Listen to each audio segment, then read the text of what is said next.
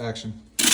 Alright, so this is pretty similar, but just a lot easier. We don't need to do all the backup stuff we were doing before. Most people are always like worried about this part, but it's not that big of a deal. We just basically tape it off and then we'll fill that in when needed on the last one. The main thing, like always, is to get the back sealed in real good. And we'll do the tops. This is like opposite. You want to do, well, I guess it's the same. You want to do the longer pieces first. Just on these, it's the top and bottom. On the doors, it's the sides. Yeah, seal those in really good. And this is a lot easier to do this before you do the doors down.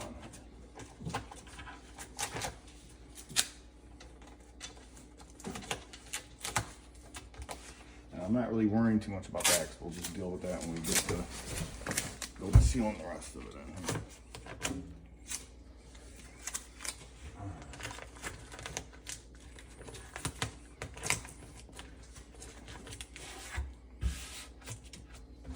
And this, sometimes we just use tape to do the whole thing.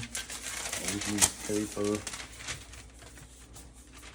Just hold it up a little bit to make sure it fits.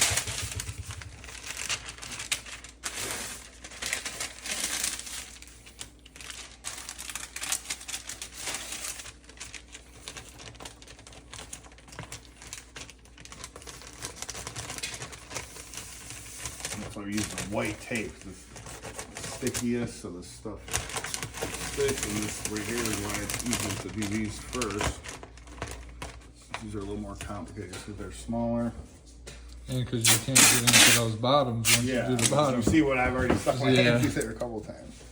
Because it's a lot harder to get these to stay on there. And these, we're not really worried about painting this part so much. So like we can tape this off a little bit. But we just don't want to get too close to this. Because this, you're not going to even see it once we paint.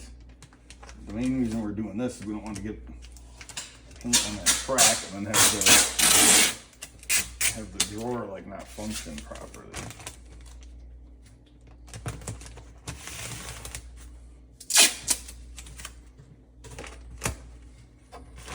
And yeah, stick my hand underneath there, that helps a lot.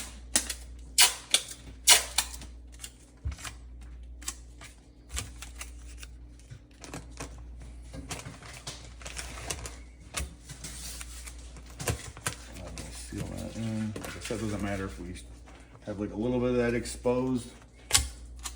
Mainly we're protecting it for that track. Make sure it's sealed in. And that's it. That's how to tape a drawer opening.